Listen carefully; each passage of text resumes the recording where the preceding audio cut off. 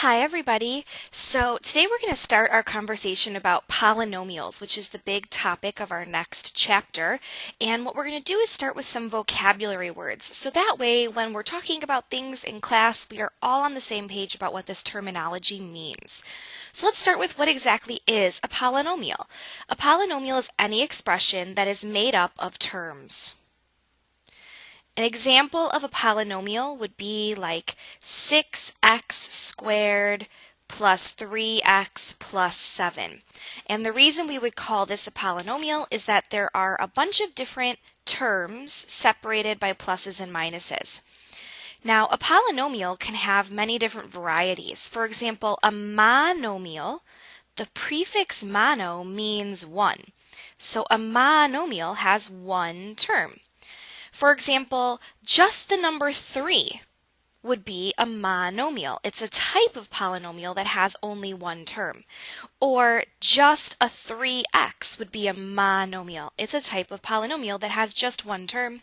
Or even a 3x squared would be a monomial. It's a type of polynomial that has one term. Now, a binomial, the prefix bi, like bicycle, means two. So a binomial has two terms.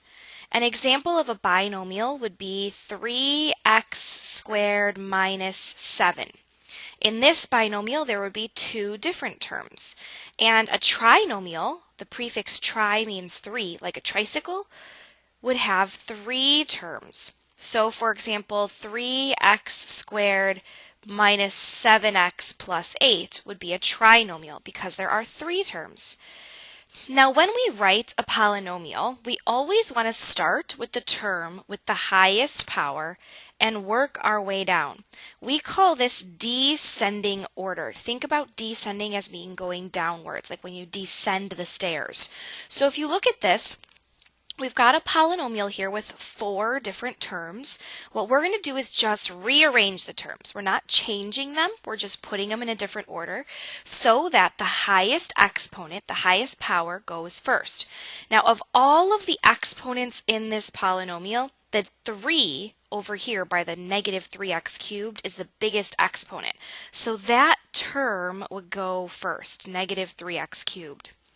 Now the next highest polynomial would be the 2 over here by the 6x squared. Now because there's no sign, like a plus or a minus here, we know that that's a plus 6x squared. Our next highest power would be the 2x. There's an invisible 1 by that x, so it would be plus 2x. And then the minus 7 doesn't have any exponents. We think about that as being an exponent of 0, which means we would just copy down the minus 7. The last vocabulary word that we're going to need to know is degree. When we say the degree of a polynomial, what we're asking you for is the highest power of any of the terms. So for example, in this problem where we just wrote this polynomial in descending order, the degree would be 3 because that is the highest power in this entire list of terms. Now, how are we going to ask you to do stuff with this? Well, what we're going to do is start by just practicing writing polynomials properly. It's sort of like putting punctuation in an English essay. You have to write them in the right way because it's just notationally makes more sense. So for example, in this problem, we're going to start by rewriting this in descending order. Now, descending means going downhill. So we want to start with the biggest power and work our way down. In this problem, the biggest power is the negative x cubed because the power is a 3. Then I would put down the plus 15x and then the plus 3. Then I'm going to ask you, hey, what's the degree of this polynomial? Well, now that the polynomial is in descending order, the highest power is going to be first. So the highest power in this problem is 3, which means the degree is 3.